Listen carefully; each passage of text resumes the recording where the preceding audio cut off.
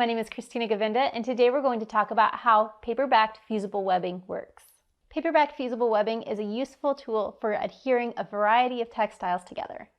For this project, you'll need 2 different kinds of fabric, your paper-backed fusible webbing, scissors, an iron, and an ironing board.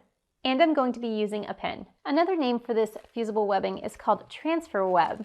It fuses your 2 fabrics together, and directions on how to use it are on the paper and is part of the packaging. Before you start your project, make sure you read through the directions thoroughly. It's going to give you clear steps on how to use it. There are a couple different ways you can start. You can either iron just a piece of fabric on there and then cut out your shape, or you can have your shape already cut out, trace around it on the paper, or just cut around it and go that way. Laying my fabric down, I'm going to gently trace around the heart.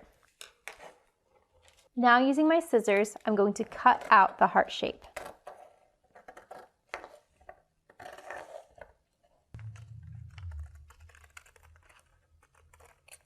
Once you have both hearts cut out, place your fabric face side down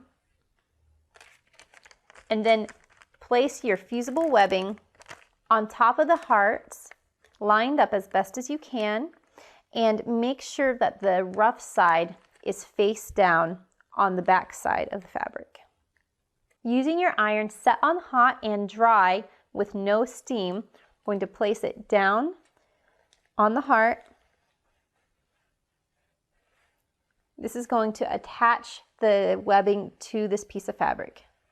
You're going to press for 5 to 8 seconds. Let your fabric cool. Once it is cool, turn it over and we're going to try and peel off this paper backing.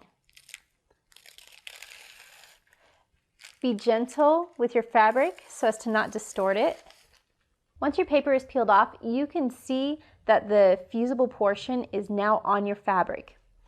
Decide where you want to place your object, lay it down, smooth it out.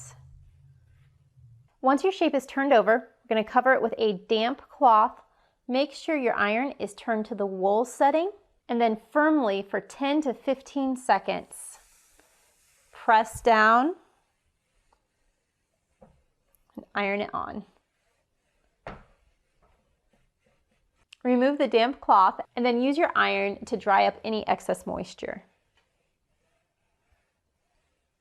Once your fabric is cooled, this portion of the project is finished. Knowing how to properly use fusible webbing will help prolong the life of your project and save you a lot of frustration.